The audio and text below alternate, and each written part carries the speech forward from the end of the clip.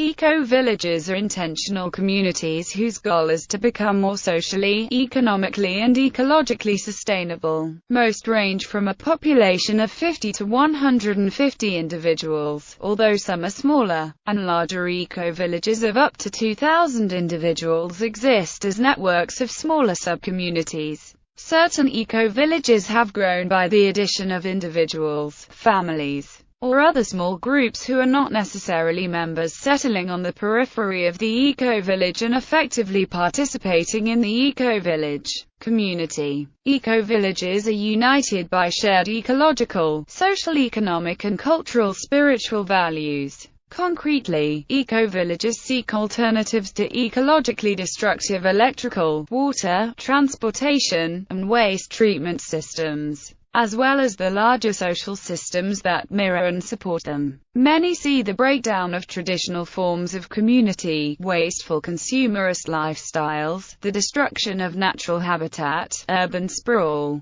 factory farming, and over-reliance on fossil fuels as trends that must be changed to avert ecological disaster and create richer and more fulfilling ways of life. Eco-villages offer small-scale communities with minimal ecological impact or regenerative impacts as an alternative. However, such communities often cooperate with peer villages in networks of their own. This model of collective action is similar to that of 10,000 villages, which supports the fair trade of goods worldwide. Definition. In 1991, Robert Gilman set out a definition of an eco-village that became standard. Gilman defined an eco-village as a human-scale full-featured settlement in which human activities are harmlessly integrated into the natural world in a way that is supportive of healthy human development, and can be successfully continued into the indefinite future. In recent years, Gilman has stated that he would also add the criterion that an eco-village must have multiple centers of initiative. Kosha Joubert, president of the Global Eco-Village Network, more recently has defined an eco-village as an intentional or traditional community consciously designed by its inhabitants, in which people consciously value what they have and integrate this with innovative technologies to make their lives more sustainable, and the whole process is owned by the people living there. The aim is to regenerate social and natural environments. In this view, achieving sustainability is not enough, it is vital also to regenerate the social and environmental fabric of life, and across all four dimensions of sustainability: social, environmental, economic and cultural. Eco-villages have developed in recent years as technology has improved, so they have more sophisticated structures, as noted by Badone, 2013. History. The imperative for alternatives to radically inefficient energy use patterns, in particular automobile-enabled suburban sprawl, was brought into focus by the energy crises of the 1970s. The term eco-village was introduced by Georgia Institute of Technology professor George Ramsey in a 1978 address, Passive Energy Applications for the Built Environment, to the First World Energy Conference of the Association of Energy Engineers, to describe small-scale, car-free, close-in developments, including suburban infill, arguing that the great energy waste in the United States is not in its technology, it is in its lifestyle and concept of living. Ramsey's article includes a sketch for a self-sufficient pedestrian solar village by one of his students that looks very similar to eco-villages today. The modern-day desire for community was most notably characterized by the communal movement of the 1960s and 1970s, which became more focused and organized in the co-housing and related alternative community movements of the mid-1980s. Then, in 1991, Robert Gilman and Diane Gilman co-authored a germinal study called Ecovillages and Sustainable Communities for Gaia Trust, in which the ecological and communitarian themes were brought together. The eco-village movement began to coalesce at the annual Autumn Conference of Findhorn, in Scotland, in 1995. The conference was called Eco-Villages and Sustainable Communities, and conference organizers turned away hundreds of applicants. According to Ross Jackson, somehow they had struck a chord that resonated far and wide. The word "Ecovillage" thus became part of the language of the cultural creatives. After that conference, many intentional communities, including Findhorn, began calling themselves Ecovillages, giving birth to a new movement. The global Ecovillage network, formed by a group of about 25 people from various countries who had attended the Findhorn conference, crystallized the event by linking hundreds of small projects from around the world, who had with similar goals but had formerly operated without knowledge of each other.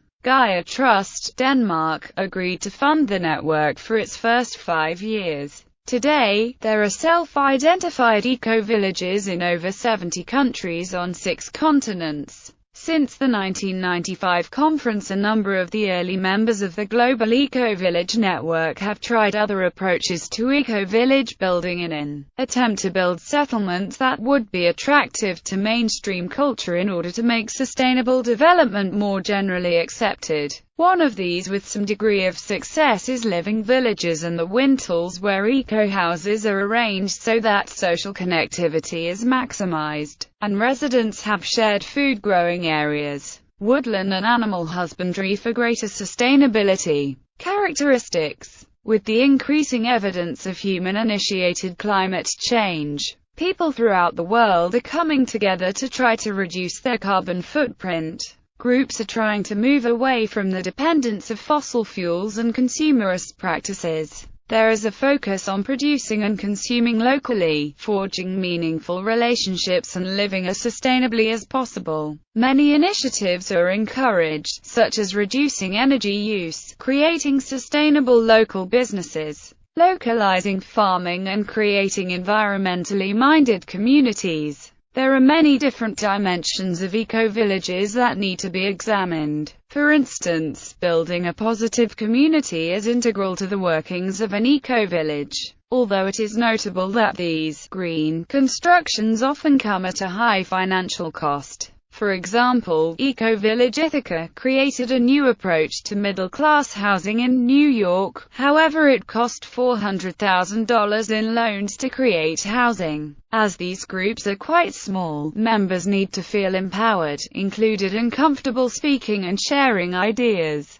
As well, cultural and spiritual practices are encouraged, such as an understanding of the interconnectedness of the earth. Ecologically, ecovillages allow people to be connected to the earth. Members respect their environment as it provides them with the majority of their sustenance. Villages seek to grow the bulk of their food organically, use local materials for their buildings, protect biodiversity and growing seasons, and protect local water, soil and air. The majority of the practices undertaken by ecovillages aim to take care of the land. Ecovillages demonstrate a unique economic dimension, as many seek to keep money within the community and circulating between members. Income is often generated through the retail sale of their products and services and recycled to improve everyone in the community. Ecovillages are urban or rural communities who strive to integrate a supportive social environment with a low-impact way of life. Although there is no blueprint for realizing this goal, ecovillages may integrate various aspects of ecological design, ecological building, alternative energy, environmentally benign manufacturing or production, permaculture, and community building practices. The hindrance of restrictive policies such as zoning and building codes to the development of sustainable housing and infrastructure in urban areas, in particular, is discussed. It is argued that the eco-village movement provides some of the most relevant work and knowledge available for moving into a more sustainable future. The principles on which eco-villages rely can be applied to urban and rural settings, as well as to developing and developed countries. Advocates seek a sustainable lifestyle for inhabitants with a minimum of trade outside the local area, or eco-region. Many advocates also seek independence from existing infrastructures, although others, particularly in more urban settings,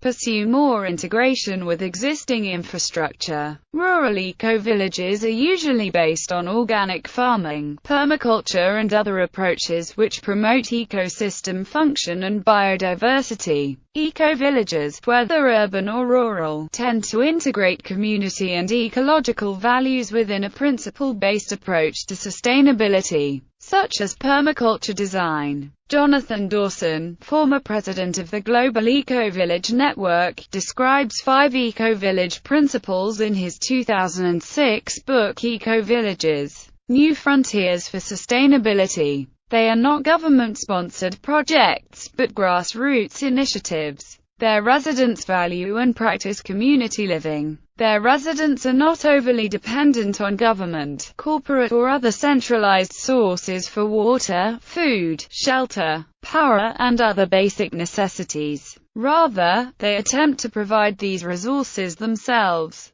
Their residents have a strong sense of shared values, often characterized in spiritual terms. They often serve as research and demonstration sites, offering educational experiences for others. An eco-village usually incorporates components of green, infrastructural capital, autonomous building or clustered housing, to minimize ecological footprint, renewable energy and permaculture. The goal of most eco-villages is to be a sustainable habitat providing for most of its needs on site. However, self-sufficiency is not always a goal or desired outcome, specifically since self-sufficiency can conflict with goals to be a change agent for the wider culture and infrastructure. An eco-village's organization usually depends upon some instructional capital or moral codes, a minimal civics sometimes characterized as eco-anarchism, which involves local purchasing so as to support the local economy, local food production and distribution, moral purchasing to avoid objectionable consumption, consensus decision-making or other consent-based methods for governance, and of choice to respect diversity. Eco-villages should not be confused with micronations, which are strictly legal, not infrastructural, entities.